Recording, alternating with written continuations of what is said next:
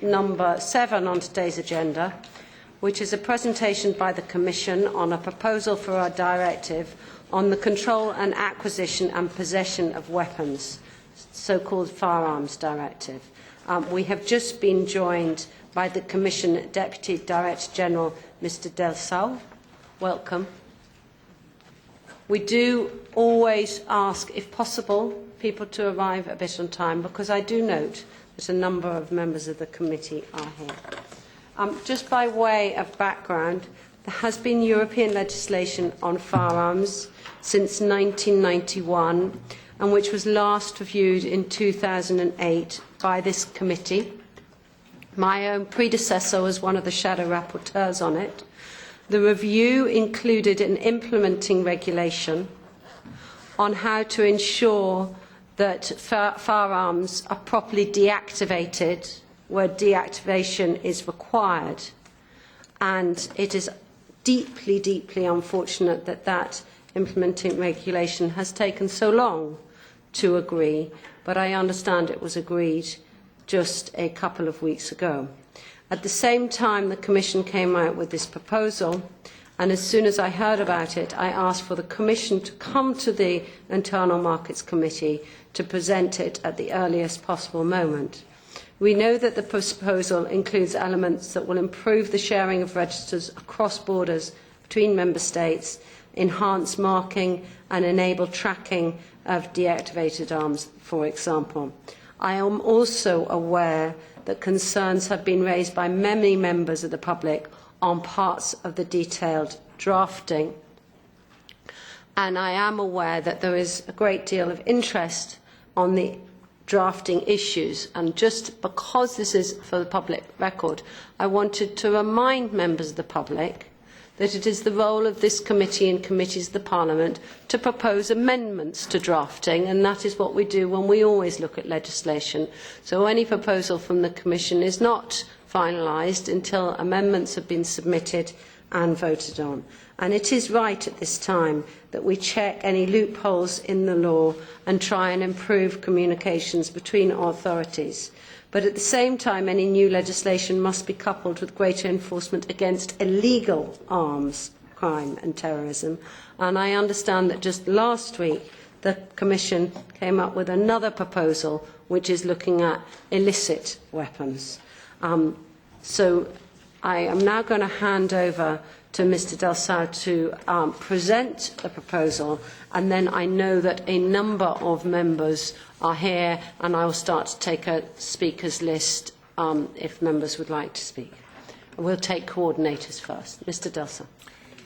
Madam Chair, first of all, I apologize for being late. It was, I can tell you, for a good, very good reason, but I'm really sorry for you, and I hope it will never happen again, because that's not acceptable. I fully understand for you.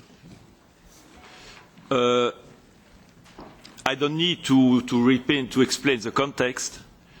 You know the context, you know it's a very sensitive one, so I don't need to dwell too much on this issue, because you understand the context of what we have done and why we have done it. Let me be clear. With our proposal, we don't want to solve all the issues linked to the questions of weapons. We are not focusing in this text on the illegal traffic of arms. And as you may know, the European Security Agenda, which has been adopted by the Commission on the 2nd of December, constitute, or at least try to constitute, a response to the larger problem of illegal firearms. So that's not the purpose of today's discussion, even if it's a very important issue, of course. The measures that we are proposing are based on 3 studies which have been realized by consultants. And we have produced a report, a Commission report, which has been communicated to the European Parliament and to the Council. And this report presents an evaluation of the implementation of the Firearms Directive. And I also need to personally thank the Permanent International Commission for the proof of small arms, which has provided to us their expertise and their technical knowledge. Now, what are the 5 main modifications that we propose to introduce to the directive? First modification, it concerns the categories of firearms.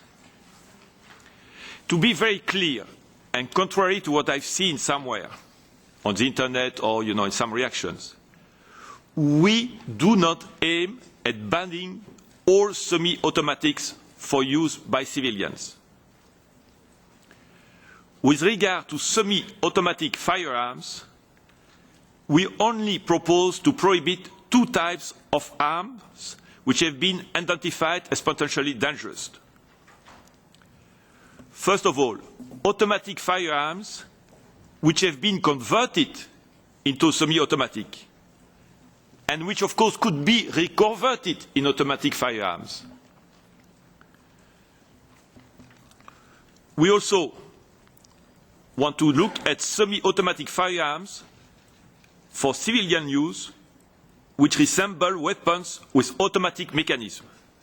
For example, a semi-automatic Kalashnikov. But let's be clear, under the existing directive, there are 6 other types of semi-automatic firearms which are not modified by our proposal and can be acquired by private persons subject to national authorization. Let's be very clear on this. Second aspect, which I believe is important also on our proposal, that alarm and signal weapons, we propose that those alarms weapons are covered by the directive, but subject to a simple declaration. And moreover, we also propose that the Commission shall adopt technical specification to ensure that these arms cannot be transformed into firearms. So that's the first set of modifications concerning the categories of firearms. Second element of our proposals concerns the deactivated firearms.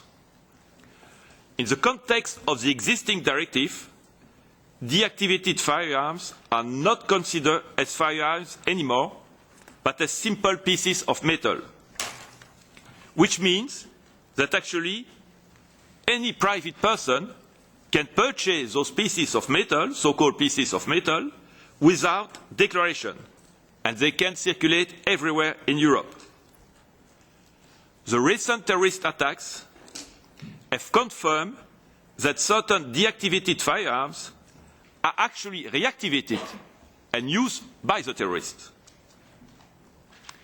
So the Commission regulation on deactivation, which has been adopted on the 18th of November, has introduced stricter criteria which will considerably limit the risk of reactivation. But this risk cannot be totally excluded. And that's why that in the proposal that we submit, we propose to prohibit the acquisition of the most dangerous firearms even after deactivation. This concerns the so-called A category. To be very clear, an automatic Kalashnikov, which has been deactivated, would be subject to the directive now. That's at least our proposal at this stage. With respect to the other categories of firearms, those not covered by the category A, deactivated firearms could be acquired by private persons, but we propose that these arms should be subject to a simple declaration. We don't want to create unnecessary administrative burden, but we want to allow the police to find the origin of such arm if it's used in a criminal action. Third aspect of the proposal, the use of Internet. Internet is now largely used by private persons to buy and sell all categories of products and services, including firearms. And we know that selling firearms on the Internet is much more difficult to control and will be even more difficult to control in the future. But we also know that this channel can be easily used by terrorists to acquire firearms that they are not authorized to buy, or to acquire fully illegal firearms, notably military arms. I mean, my colleague actually made the experience, and it took him 5 minutes to find, and not buy, but he could have bought it, and buy on Internet a simple kit to transform a semi-automatic firearm into a fully automatic one. or to buy components for Kalashnikov. We consider that the risk for citizens is too important. So basically what we propose is to prohibit the acquisition of firearms on internet for private persons. It does not mean that private persons will not have the possibility to import arms from another member state, but this should be done via authorized dealers and brokers. Fourth element, brokers and collectors. For the time being, brokers and collectors are not subject to the existing directive, contrary to dealers. Again, we don't want to create unnecessary difficulties for brokers and collectors, but we consider that they should be subject to the directive. It does not mean that they will be prevented from buying firearms, but they will have to request authorization under the same condition as any other private person. Finally, exchange of information between member states. The recent terrorist attacks have demonstrated the importance of exchange of information between member states concerning the authorizations granted to private persons and the main characteristics of each firearms. For the moment, this information is only available at national level. We want to favour the exchange of information between member states because we consider it's extremely important. I would stop at this stage to give you an opportunity to react, and again I'm sorry for being late and not having been ready to answer your question in time. Thank you.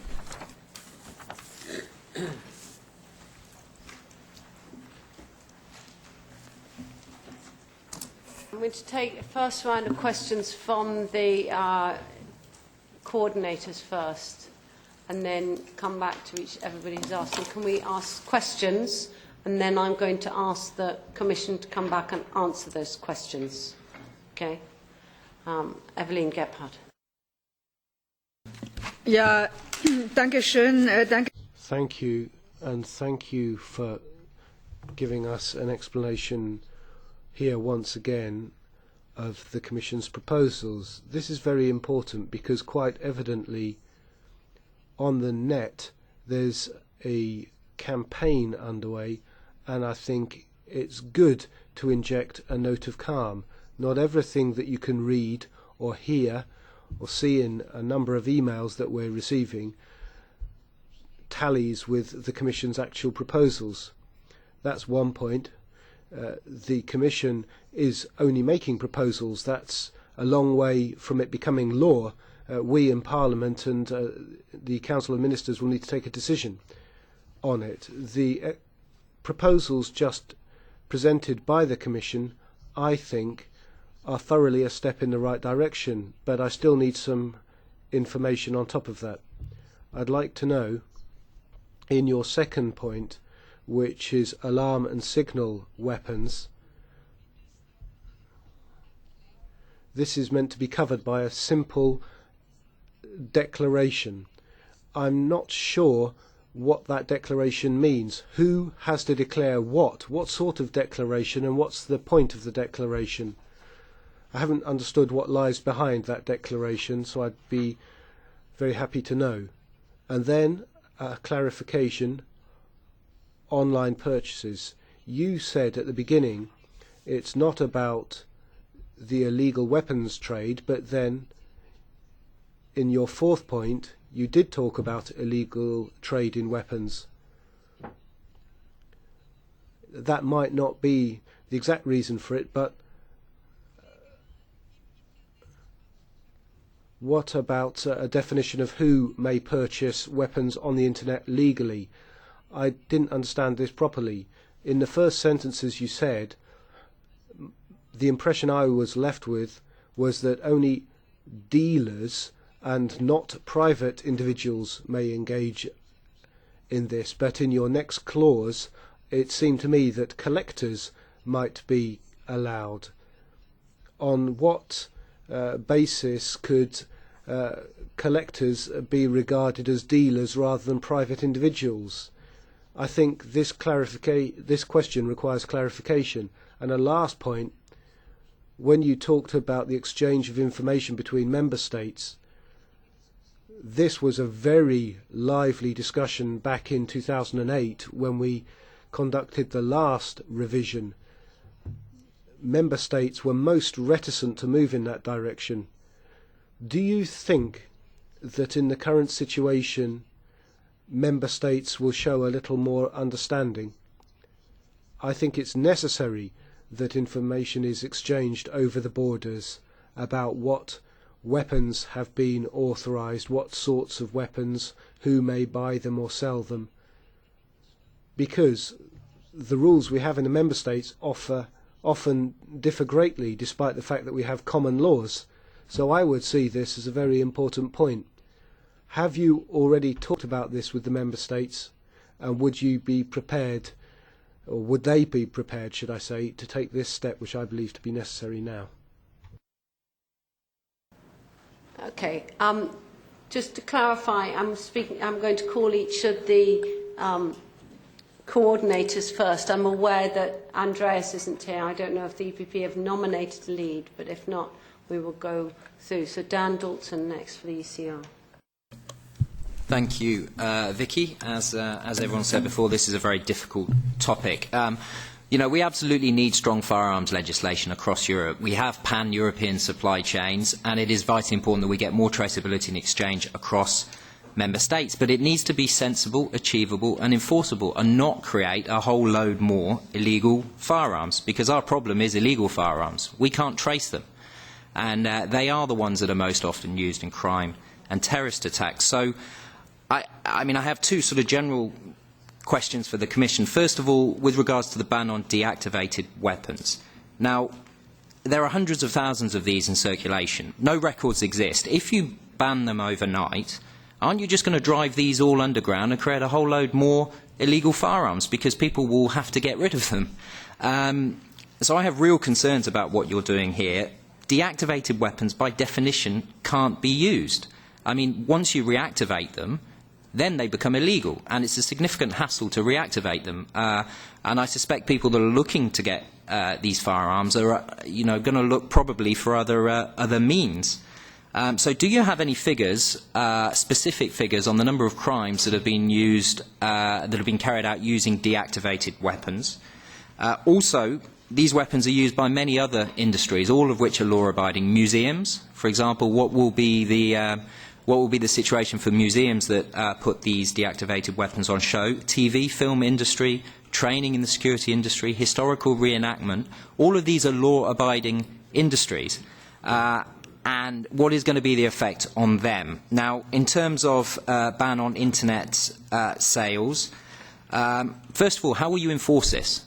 As we all know with the internet, we're studying the digital single market at the moment. There's a lot that goes on the internet that we can't enforce. So one, is a ban actually going to have any effect? But two, isn't it better to have legal outlets so that people can legally buy firearms if they have the right licences? In the UK, we have significant checks. You can buy firearms online, but only with a firearms licence that the seller or the local authority has to check themselves. Now, isn't that a better approach rather than just going for a blanket ban that it would be difficult to enforce? So, from our point of view, yes, let's toughen up the existing registrations for legal owners. Let's get to the crux of the problem, but let's not make it worse. In the UK, we have a very, very difficult experience of this, and I think we now have very good proportionate rules, and I have concerns that the approach that is being taken here by the Commission, it could undermine the sort of steps that we have already taken. Thank you. Dieter Schoenberger. Thank you, Chair, and I would like to thank the Commission for its presentation. I agree that this is an area where the EU should act, so yes, I'm convinced that the trade and distribution of weapons, especially the commissioned weapons, must be subject to greater control and better evidence. In fact, it can be one of the few areas where we have a well-functioning internal market, unfortunately. Anyone can go online and buy a deactivated weapon or its part from any member state and use them to reassemble a functioning weapon, as you have also mentioned. In some cases, it only takes basic mechanical knowledge to do it. When combined with black market trade in weapons left over from the Balkan conflicts, this has been as much a problem before the Paris attacks as it is nowadays. So there is a need to ensure that current laws are fully enforced as intended and that legal gaps are filled. We have to insist that the minimum requirements for deactivation of firearms are set and most of all implemented. And this is why I welcome the implemented regulation presented and adopted by the Commission. But we must take extreme care what is in the scope of this directive and what should be our primary goal. In our desire to stop illegal and unethical trading of weapons, we must not unintentionally punish our citizens that have followed the law and that legally own and use weapons for hunting, sport or legal self-defense. We must not undermine well-functioning legislation which is in force in some of the member states. The law-abiding citizens have to see their rights reassured. Otherwise, the overall proposal would not meet its original expectations. I believe that we have to be very exact in our wording in the directive in order to avoid any misinterpretation. So the current proposed text from the Commission will have to be tightened up. As speakers before me already mentioned, I also received hundreds of emails from the Czech citizens, and I will make sure that I will take into account the voices and concerns of the Czech citizens as how to best protect collective security, but while also respecting the liberties of our individual citizens. And in this context, I would like to ask the Commission to be, please, clear and specific on the potential ban of semi-automatic weapons. You have touched upon this issue, but for instance, the weapons in the category of sport and hunting, are they going to be touched by your proposal?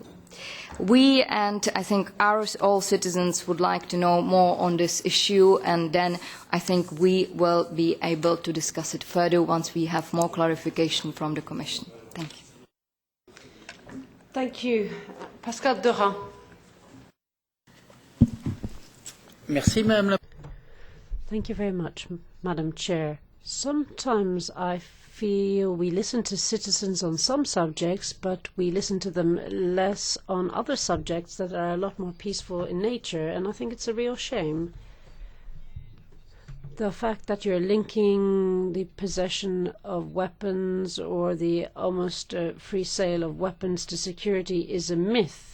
All you have to do is to look at the United States of America. It's extremely easy to buy weapons, and yet 32,000 people die because of firearms. 32,000. In France, I think it's 365 deaths due to firearms. And France isn't the best pupil, but the figures are much better than in the United States.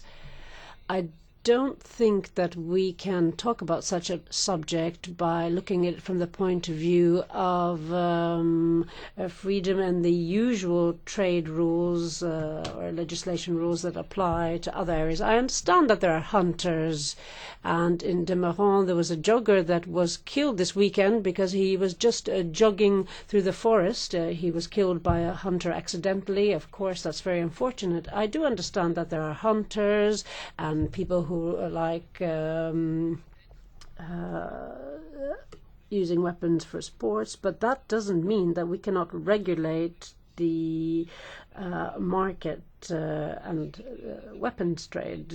All you need to know is to have used one once. I did my military service and I used semi-automatic weapons. And it's true that it's not easy of course, but if a semi-automatic weapon is turned to an automatic weapon, the consequences can be grave.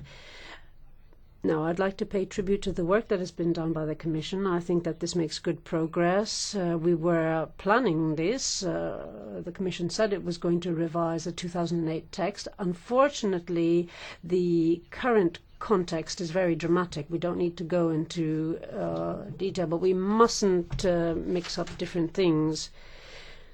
There are some member states in the EU that have two categories of weapons: banned weapons and weapons that are subject to authorization. This is pretty straightforward. We talk a lot about better regulation and trying to come up with more user-friendly legislation, but maybe this is an opportunity to simplify. I think having 7 or 8 categories of weapons makes it very difficult for the layman to understand what this is all about. So why doesn't the European Commission envisage a two-tier system, so to have 2 categories, banned weapons and one subject to authorization? I was told that we should listen to citizens that are spamming us. I would like to know what NGOs the European Commission contacted and consulted. I'm very familiar with the arms lobby, so I'm wondering whether other associations were consulted. So these are 2 very specific questions I'd like the European Commission to answer. Thank you. Mr. Ivaskovic, thank you, from the EFDD. Dziękuję ślicznie, Pani Przewodnicząca. Thank you very much, Chair. I don't know if I understand correctly the proposed text, especially on banning the possession of automatic firearms, is especially semi-automatic and semi-automatic similar to automatic, and semi-automatic firearms that can be converted to automatic firearms. This can mean that citizens may be prevented from possessing semi-automatic firearms. And I am wondering whether maybe we would like to confiscate firearms of thousands of European citizens.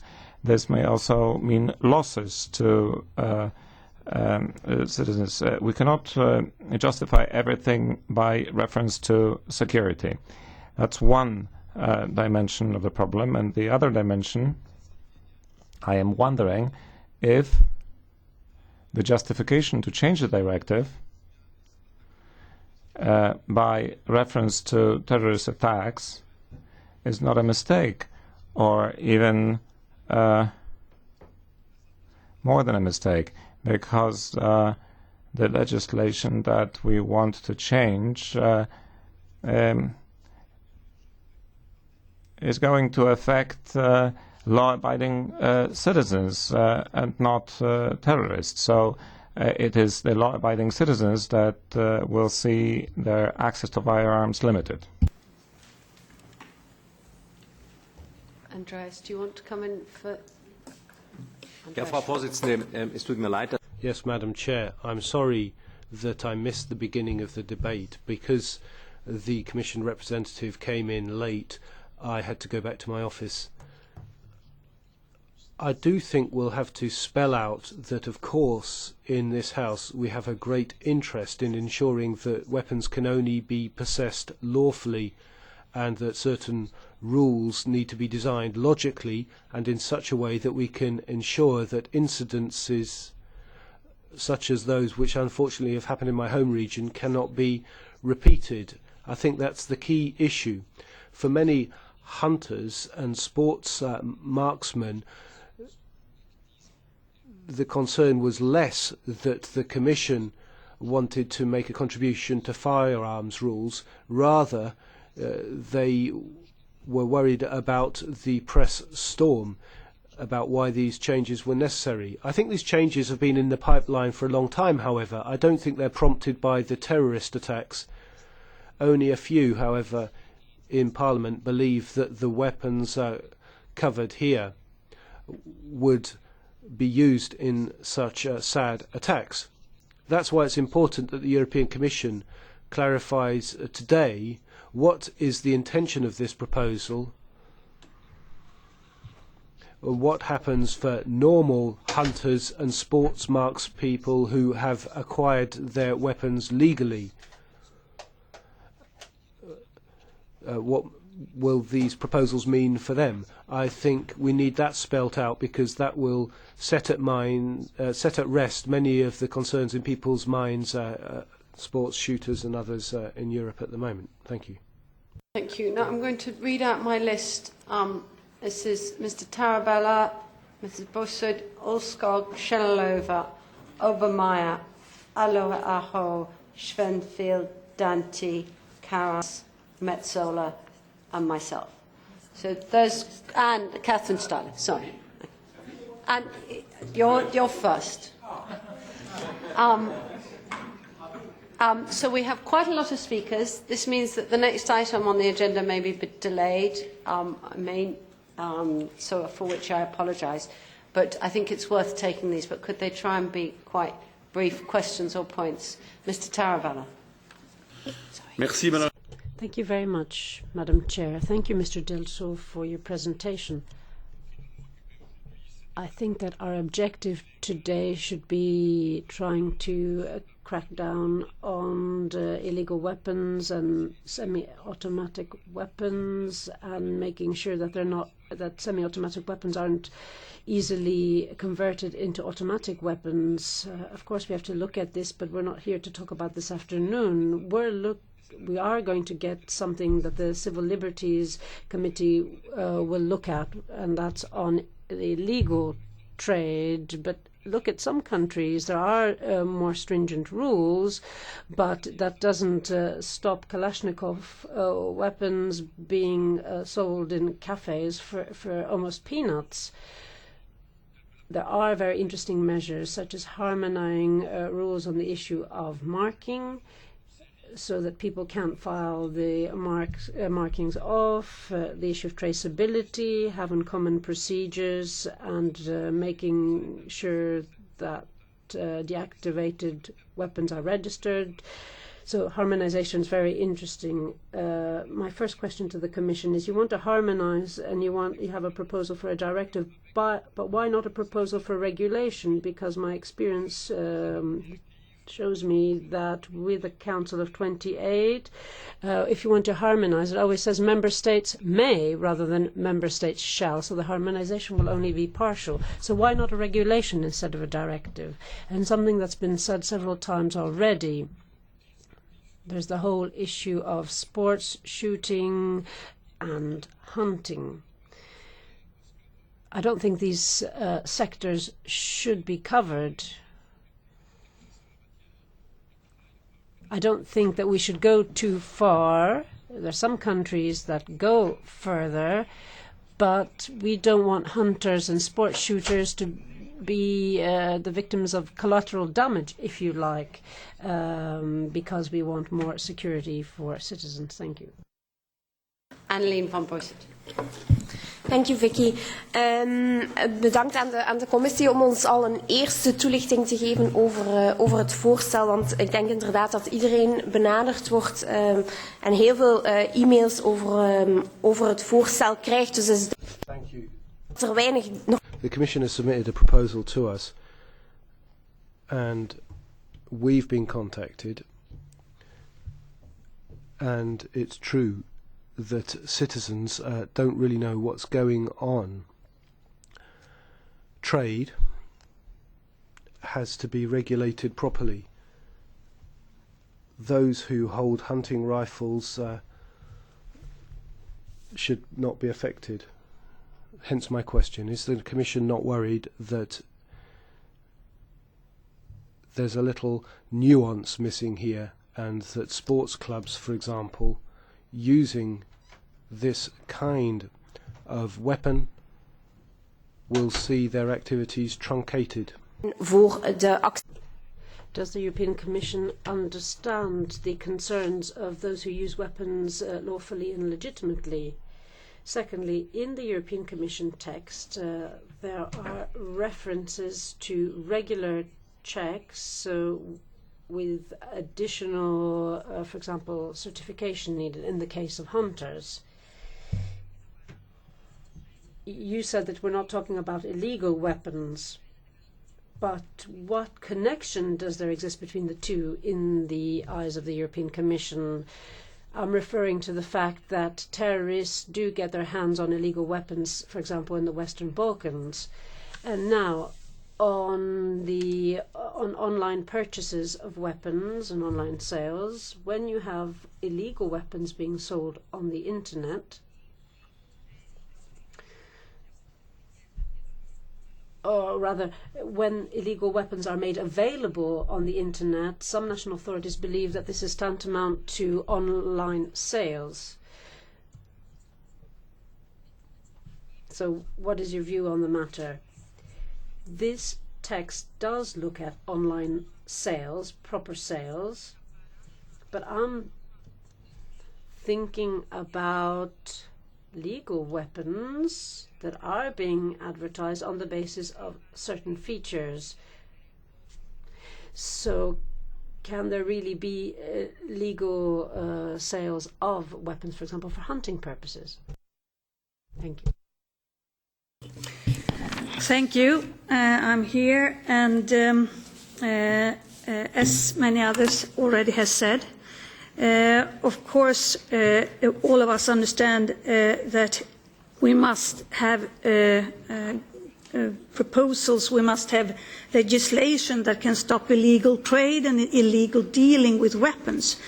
But at the same time, and that is what it's all about now, it's important to draw the line so that we don't end up in making it impossible for non-criminal hunters and sport shooters, and they are many, to use semi-automatic weapons to for their legal activities. So once again, can you repeat from the Commission what semi-automatic firearms do you plan to ban? That's question number one. The second is, you have a proposal, as I have understood it, that every 5 years you have to renew your license, and you won't get a new one if you don't have had a check every 5th year by a doctor that says that you are okay. It sounds like a rather heavy bureaucracy, and doctors will not have the possibility to do other important things. In Sweden, my home country, doctors are obliged to report to the police if a patient, if someone is coming to them and for medical reasons not should have weapons, and they are obliged to report that to the police. It's not every 5th year, it's when you have a guy sitting there in front of you and you can see that he has a license and I don't want him to have that. We think that that is a good rule, but to build up this new bureaucracy every 5th year, what's the meaning of that? That's all for now. But listen to the opinion and don't let us take steps and take actions to fight terrorism that makes ordinary people mad and not law-obeying. Thank you. Okay, just quickly, we've got another 9 speakers. I'm going to give each maximum 2 minutes to try and speak briefly. I'm going to use the time that we were going to take for the ODR platform and say, can we start the discussion on the ODR no later than 5:45 and have a brief session on the ODR platform, and that may mean that the coordinators meeting this evening will be shortened, and if we don't finish everything on coordinators by 6:30, we'll have to try and see what we can do with Thursday's agenda. Has anybody got any objections? No, thank you. Madam Shanalova. Děkuji, paní předsedkyně. Thank you, Chair. Let me also express my thanks to the Commission for presenting this proposal. In my opinion, this proposal brings a lot of things which are very important for security. For example, enhanced cooperation is very good. We should also endorse, for example, better information exchange, traceability of weapons, and so on. I have also received a lot of emails which are relevant. These are emails sent by legal owners, especially from the Czech Republic. We should take into account the fact that each member state has a different type of legislation. Why don't we look at countries with high quality legislation that works? And there are also countries where there are no problems or almost no problems with illegal arms. We should focus our efforts on combating illegal arms. We should focus on the presence of these illegal arms in Europe. But as the Commission said, this proposal was not mentioned to tackle illegal firearms. While our efforts are good, we should not punish legal owners of firearms, because legally owned firearms could be shifted to black market, and that would be against the original idea, and it would present also higher security risks. Let me allow two questions. The first is similar to the question of Mr. Dalton. Does the Commission have any statistic regarding the crime committed by legal versus illegal weapons? And my second question, you have mentioned member states and their legislation. I would like to ask whether this new legislation is compatible to legislation of individual member states, and what is the kind of correlation. Just one last sentence, if you allow me, Madam Chair. What country, in your opinion, is a good example to follow? Thank you. Obermeier. Danke, Frau Vorsitzende. Danke auch der Thank you, Madam Chair. Thank you for the Commission coming along. On the 18th of November, they briefly shared their proposals. It's a bit confusing. I'd like some clarification. Today, the Commission have told us they're not talking about the illegal trade in weapons. So what are they talking about?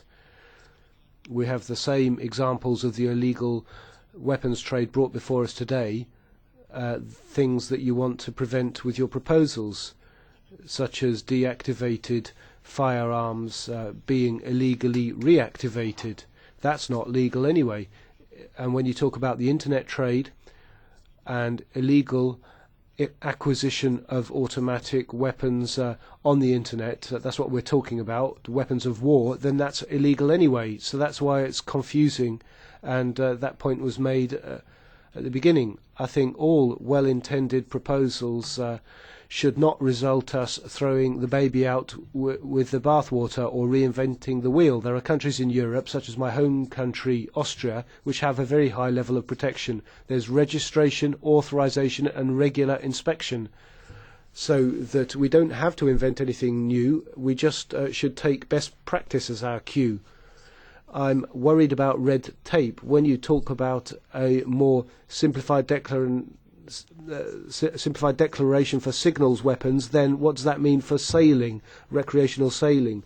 Or what does that mean for hunting weapons in Austria? It's very difficult to understand how you don't want to catch the wrong people. You're not targeting hunters or sports marksmen, but you'll need to explain that a little better. And I'm not very clear.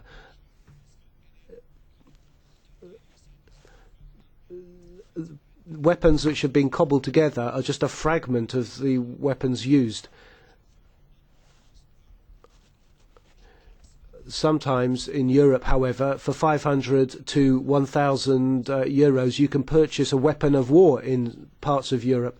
Let's be careful to ensure that we're not discriminating against the wrong people.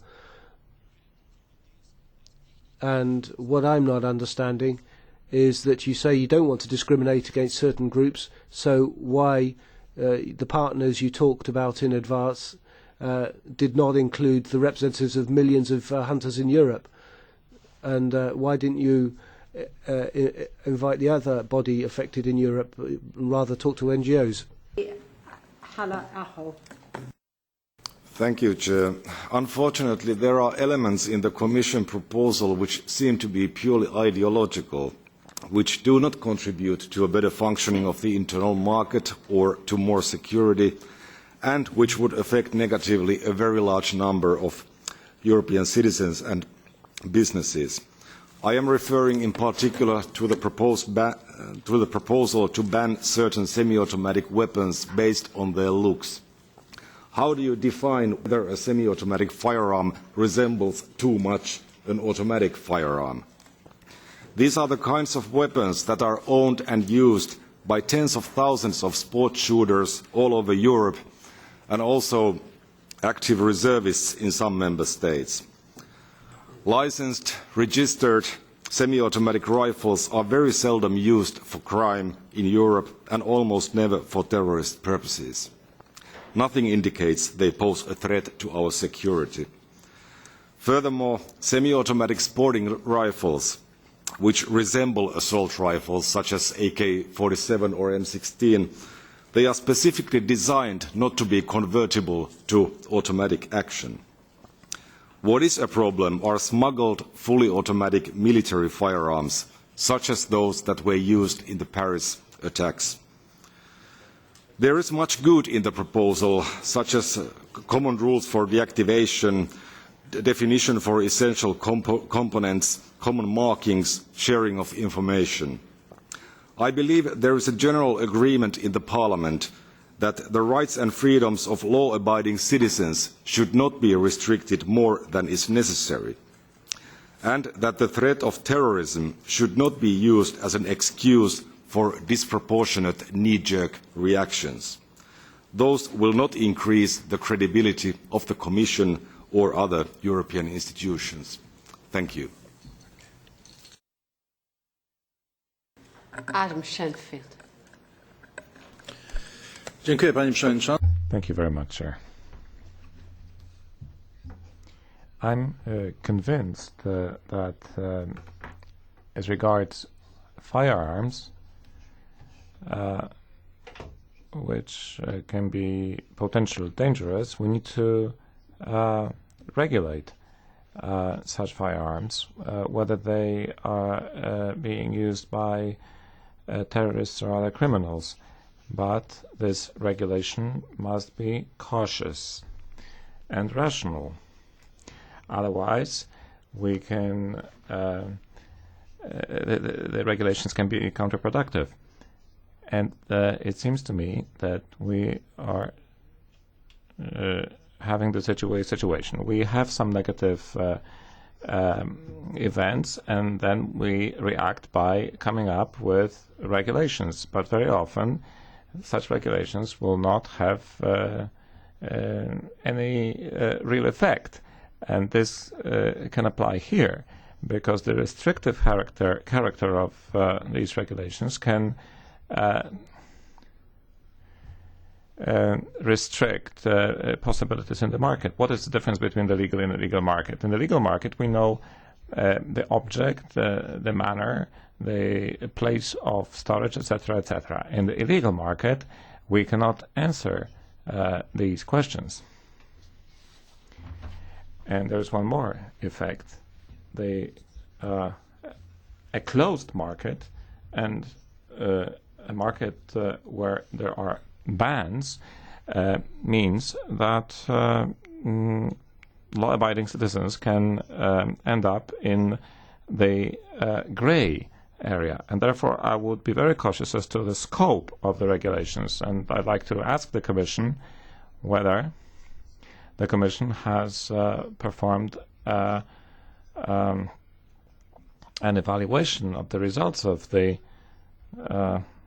regulations? And does the Commission know how many people will be affected by the proposed regulations, and what kind of users, and also what kind of businesses it would affect, and what is the value of the products we're talking about,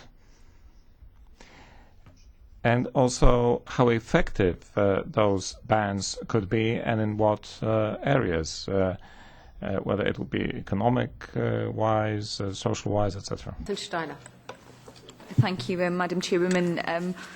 As we're discussing today, we all know that use of firearms by criminals and terrorists pose a threat to the security of EU citizens, and as we've recently seen this in the atrocities in Paris. And we've known for some time that there are gaps in the existing proposals from 2008. And I think what is proposed here is trying to address some of those gaps that were identified back in 2008 on marking, traceability and information exchange.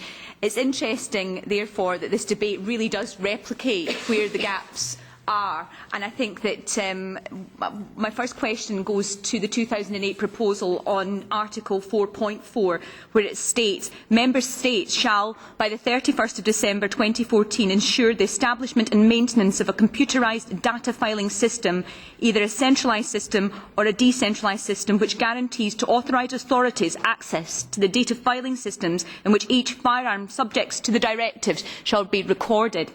My question to the Commission is how many Member States have implemented Article 4.4, and it goes on to say about the filing system should record and maintain for not less than 20 years each firearms type. Of course, we are only as strong as the weakest part of this, and in many Member States we do have stronger, tighter rules which are vitally important, but I think that those Member States that are not implementing things need to be exposed.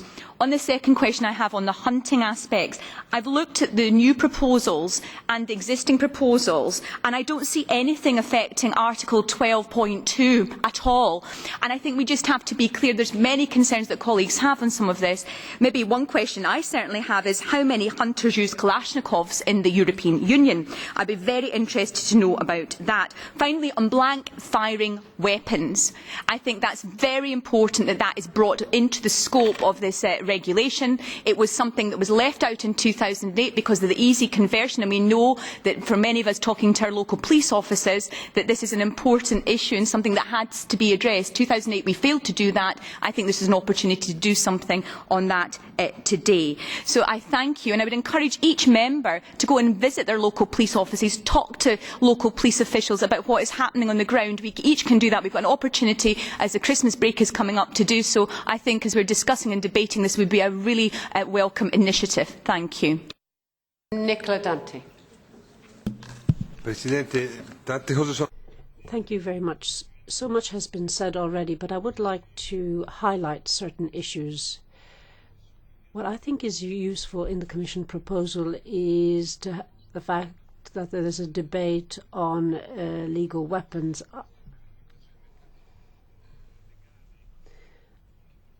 I think it's maybe a little bit forced to link this up to the fight against terrorism, because we have a huge problem with the illegal weapons market. The legal weapons market, I think, is pretty well in check, and I think we should be proud of this. And of course, we need to have stringent weapons to make sure that certain weapons that are extremely dangerous shouldn't be used more and more, because of course this claims lives. I think that there are some very interesting suggestions and proposals here on traceability and the ban on online purchases of weapons and weapon-related ammunition. I think that there's some very interesting points, but it's not going to be easy. It's not easy to regulate on these issues. I think that we need to make a huge effort to look at the issue of both legal weapons and illegal weapons. We want to make sure that we don't have weapons falling into the wrong hands, into the hands of terrorists. I think we should use this effort to achieve harmonization and to take this to other areas as well. Maybe member states could work together more on issues such as intelligence,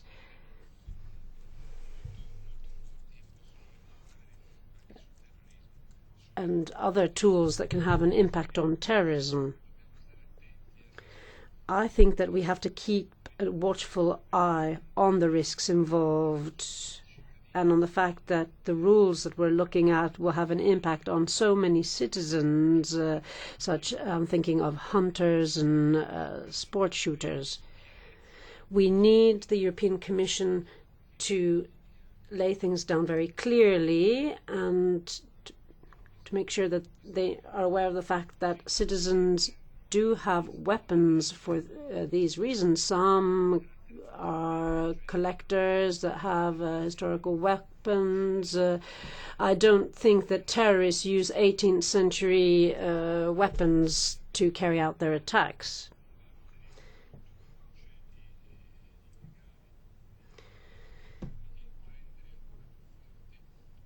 So we need there to be proper cooperation when it comes to legal weapons, and we also have to at the same time make sure that certain legal activities aren't penalized. Thank you. Roberta Metsola. Thank you, Madam Chair. I would like to agree with what my colleagues have said. We need definitive rules that have logical aims, and at the same time we should have more control on illegal trafficking of weapons. At the moment there is this market that is illegal in our single market in the European Union. There should be stricter rules on ammunition as well. And as my colleagues have already said, we should try to avoid to misinterpret the rules, and that our citizens, we don't want them to think that this is our reaction to what happened in Paris, because we know that the way criminals work is not going to address criminals.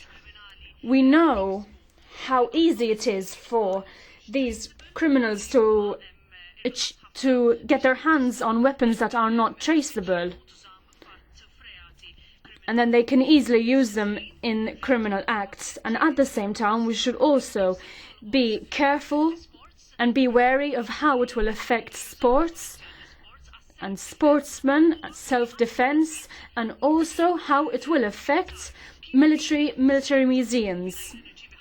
I have received several complaints and emails regarding the fact that there are several concerns on how this proposal will work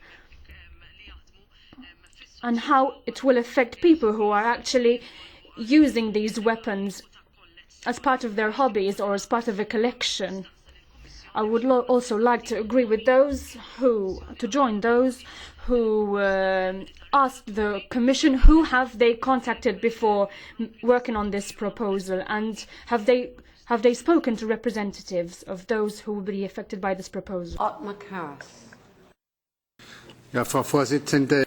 Thank you, Madam.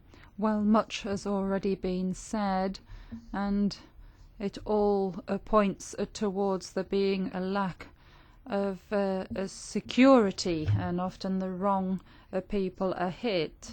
What is illegal is illegal. And it's probably to do with the fact that what is legal can easily become illegal or can be abused illegally. We have the regulation, the directive, and the Commission's report. We talked about this last week. I don't want to repeat anything. But for the debate in the committee, we have to say to our listeners that this is the beginning of the debate in the committee. This is not the end. This is the first information, and we've already heard certain things. But for the debate, what I need from the Commission is as follows. I need a snapshot of the existing proposal and the effect that it's having, the effect that the current regulation is having on legislation in member states, because we have different quality levels of legislation in member states. Secondly, I'd also like to know what the effect is on collectors, sports shooters and hunters. And thirdly, I'd like to know which restrictions there are coming from that proposal on legal holders of firearms. And I would like to call upon the committee secretariat that emails be circulated, particularly those that have already been gathered by the Secretariat, so that we can put this information to the Commission and the Commission can give us a beginning of an answer, so that we don't have to respond individually, but we can group together the points, and that would give us a better basis for our parliamentary work. Thank you. Thank you. I will not repeat what colleagues have already asked, but I have another question. So we always say here that the legislation should be based on studies and analysis, and so we have this report that is based on one-year evaluation study, and in that study no issues were found with the ownership requirements, and only few thought that a weapon categorization is a problem. So following from the seeming discrepancy between the study and the Commission's proposal, I asked the Commission to clarify on whose recommendation the proposal is based on. Thank you. Thank you. I just have a very small observation.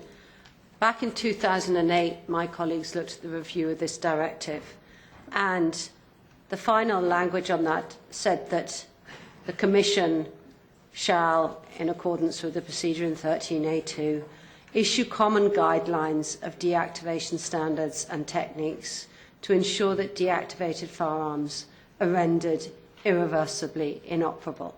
And they wrote that in 2008, and in 2015, 7 years later, you finally published the guidelines. So I suspect that my colleagues are going to want to be enormously more clear in whatever they pass going forward, to make sure that where they are asking for action, it happens, and that language is really clear. In your initial statement, you announced that it wasn't your intention to ban all semi-automatic weapons, because those that were allowed in Category B would still be allowed. But that's not clear to me, reading the proposal in my native tongue.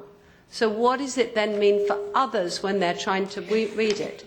The word resemble, to me, is a very subjective word, and I just wonder whether a lot of the concerns here could be improved by looking closely at what your intentions are, and then trying to find some better crafting of the appropriate use of language, and making sure that on the deactivated weapons, what is irreversibly inoperable truly is irreversibly inoperable. Thank you very much.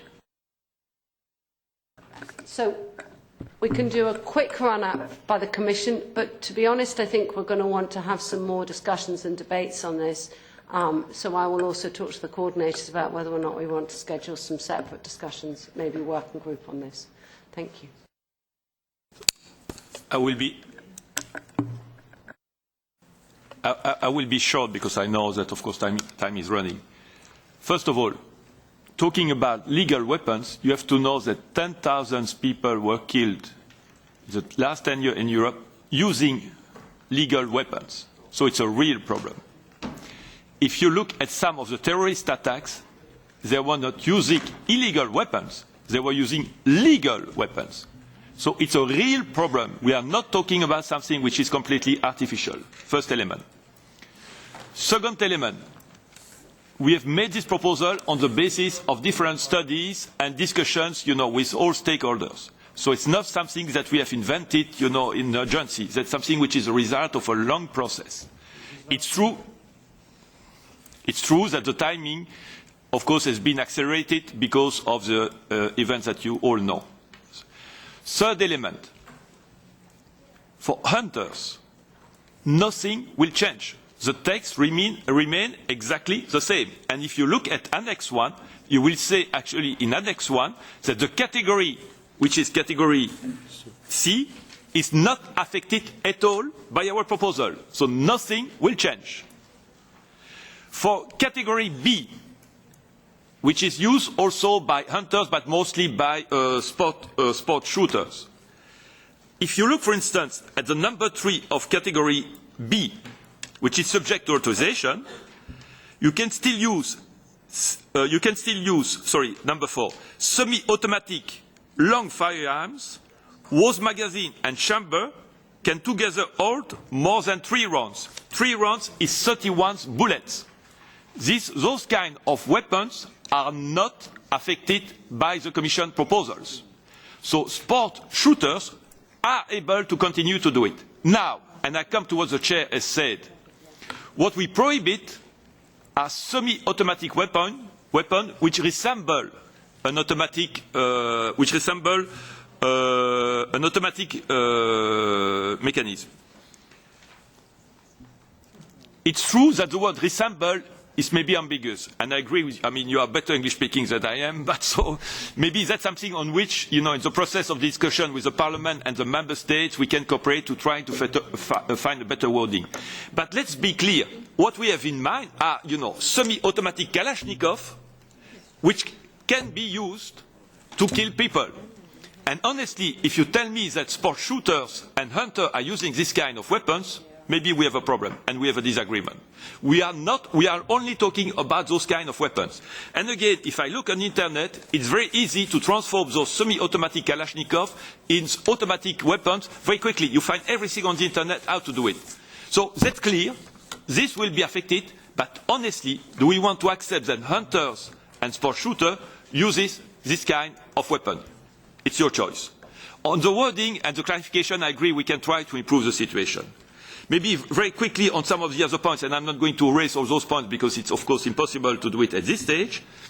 Yes, you have systems, we need exchange of information between Member States to be improved. Member States are now willing to do so. So they are willing to have more exchange of information between themselves. And maybe the last point on which I would like to say a few words, on deactivations, we want to clarify the situation, and we have done it to some extent through the implementing measures that we have adopted a few weeks ago. I would stop here because I know it's a longer process and many points will have to be raised, but I will stop here.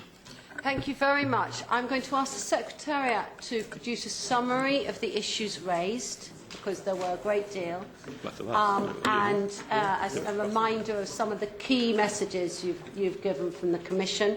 We will discuss with coordinators what the best way forward is on this file later to make sure that people's views are heard.